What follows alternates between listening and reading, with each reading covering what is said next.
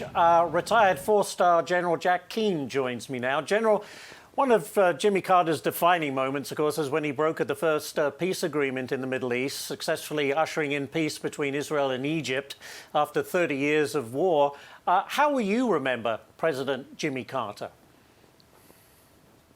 Well, certainly that is the most iconic moment in his foreign policy, and it lasted to this day.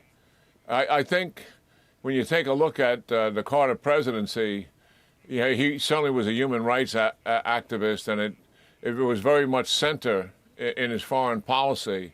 And he was the first president to condemn apartheid in South Africa.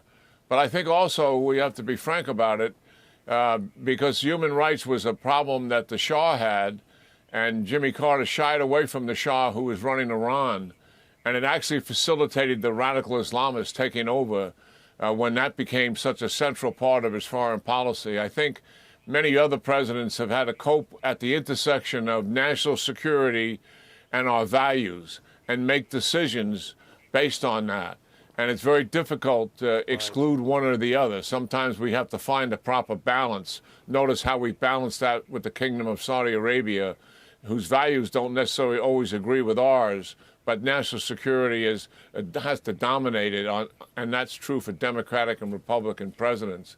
I think his post-presidency was likely the most remarkable in history. He was president for 4 years, but he was on the world stage for 40-plus years, living a remarkable life and trying to help freedom around the world. 125 elections I read just recently that he was monitoring in scores of countries, fighting diseases, and obviously helping to build people's homes here back in the United States. I think he set an extraordinary example for the power of the presidency and what you can do with your post-presidential life.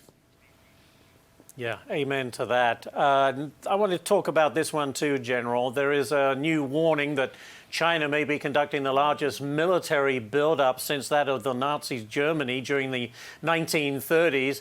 Is this in response to Donald Trump's second term, or are we reading too much into this?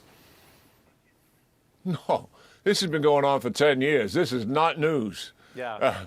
I was on a congressional commission that looked at our national defense strategy, Trump-Mathis, and we identified it then. And that was way back in 2018, and it had been going on for years. This is the most rapid buildup in history that's taken place by the Chinese. And listen, the United States remains the world's #1 military superpower. Why is that? Because we can project power all over the world, and the American people have seen us do that. But here's the catch. Yeah. When we get in about 1,000 miles of the Chinese coast, the military advantage swings decisively to China. You name the platform, and they outnumber us. And the quality of their platforms is quickly catching, if not surpassing. I'm talking about ships, airplanes, offensive missiles, defensive missiles. The one advantage we have is in submarines.